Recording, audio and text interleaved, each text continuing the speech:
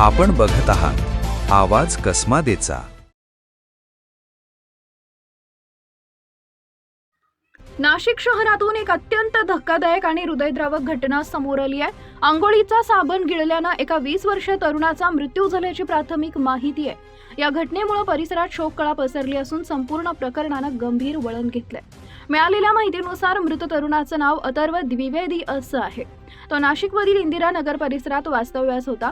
अथर्व हा special child असल्याची माहितीही समोर आली आहे। त्यामुळे ही घटना अधिकच संवेदनशील बनली आहे। घटनेच्या दिवशी तो घरात असताना त्यानं अंघोळीचा साबण नकळतपणे गिळल्याचं सांगितलं जात आहे। त्यानंतर काही वेळातच त्याची प्रकृती अचानक बिघडू लागली। तरुणाची तब्येत खालावल्याचं लक्षात येताच कुटुंबियांनी त्याला तातडीनं जवळच्या रुग्णालयात दाखल केले। मात्र डॉक्टरांनी तपासणी केल्यानंतर त्याला मृत घोषित केले। या अनपेक्षित घटनेमुळे कुटुंबियांवर दुःखाचा डोंगर कोसळलाय। घरात एकच आक्रोशाचं वातावरण निर्माण झालंय।